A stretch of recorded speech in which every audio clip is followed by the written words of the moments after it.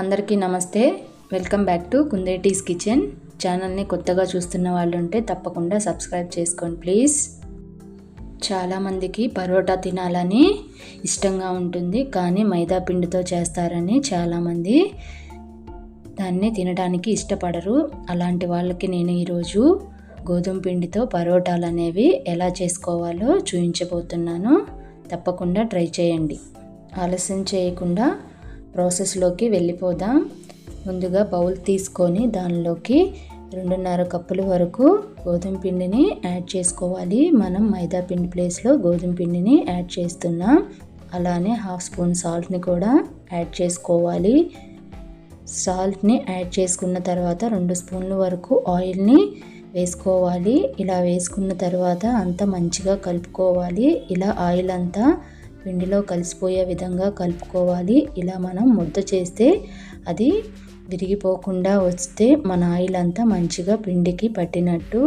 ఆ తర్వాత వాటర్ని యాడ్ చేసుకుంటూ పిండిని అనేది మంచి ముద్దలాగా కలుపుకోవాలి. మరీ ఎక్కువ రబ్ చేస్తూ కలుపుకోవద్దు, చపాతీ అనేది గట్టిగా అవుతుంది. దానికోసం పిండిని సాఫ్ట్గా కలుపుకోవాలి. ఇలా ముద్దగా కలుపుకొని 20 మినిట్స్ దీన్ని మూత పెట్టేసి పక్కన పెట్టుకోవాలి.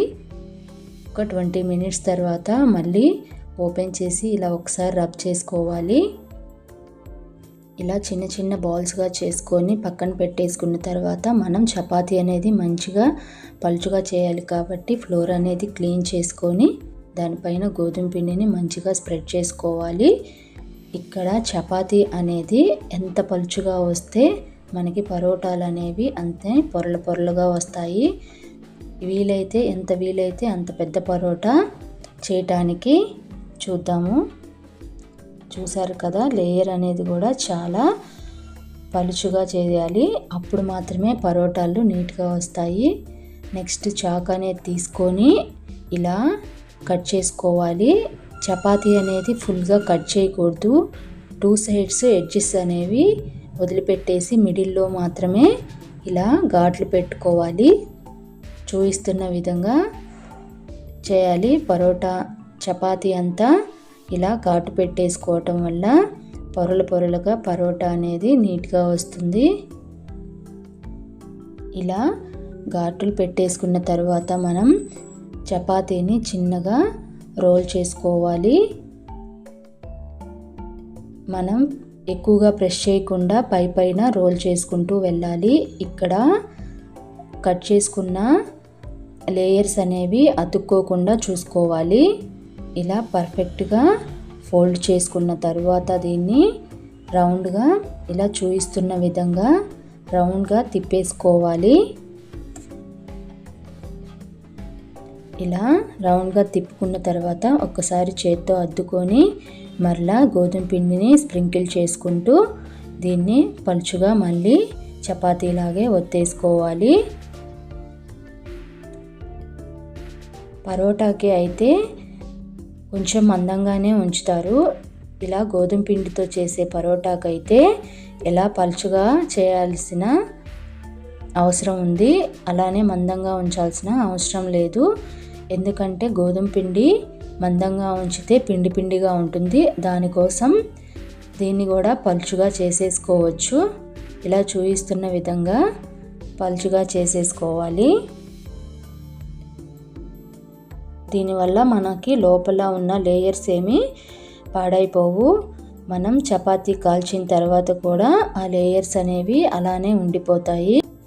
చూసారు కదా, మనం ఎలాంటి ఆయిల్ని కూడా యూజ్ చేయటం లేదు ఇలా చపాతీని రోల్ చేయటానికి. అలానే పరోటాకైతే ఎక్కువ ఆయిల్ని యూజ్ చేయాల్సి వస్తుంది. అందుకని గోధుమ పిండితో హెల్తీ వేలో పరోటాలు అనేవి చేసుకుంటే హెల్త్కి కూడా చాలా మంచిగా ఉంటుంది. ఇలా మంచిగా చేసుకున్న తర్వాత చపాతీని అనేది ప్యాన్ మీద వేసుకొని కాల్చుకోవాలి. ఇక్కడ ఆయిల్ అనేది వేసుకున్న తర్వాత ఎప్పుడైతే మనకి బబుల్స్ అనేవి స్టార్ట్ అవుతాయో చపాతీకి, ఆ టైంలోనే మనం దీన్ని రివర్స్ చేయాలి. అప్పటి వరకు 1 సైడ్ మాత్రమే కాల్చుకోవాలి. మీడియం ఫ్లేమ్లో ఉంచుకొని మాత్రమే చపాతీని కాల్చుకోవాలి.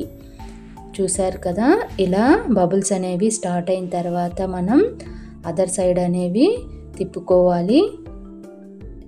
ఇలా తిప్పుకున్న తర్వాత ఇంకొక వైపు కూడా ఆయిల్ని వేసుకొని 2 సైడ్స్ అనేవి మంచిగా కాల్చుకోవాలి. ఇక్కడ పరోటా అనేది మంచిగా కాలింది. ఇంకా దీన్ని బయటికి తీసేసుకుందాం.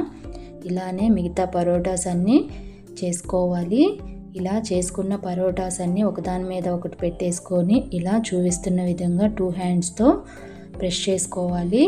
మనం బయట పరోటాలని ఎలా అయితే ప్రెస్ చేస్తారో అలా చేస్తే మనకి ఇలా లేయర్స్గా వస్తుంది.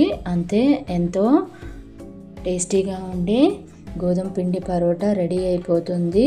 ఇది చికెన్ షేర్వాతో తింటే సూపర్ టేస్టీగా ఉంటుంది. మీరు ఇంట్లో ప్రిపేర్ చేసుకొని ఎలా వచ్చిందనేది నాకు కామెంట్స్లో తప్పకుండా తెలియచేయండి. అలానే ఛానల్ని కొత్తగా చూస్తున్న వాళ్ళు ఉంటే తప్పకుండా సబ్స్క్రైబ్ చేసుకోండి ప్లీజ్. కుందేటీస్ కిచెన్ ఛానల్ని లైక్ చేయండి, షేర్ చేయండి, సబ్స్క్రైబ్ చేసుకోవటం అస్సలు మర్చిపోవద్దు. నా నోటిఫికేషన్ కోసం గంట సింబల్ని కంపల్సరిగా క్లిక్ చేయండి.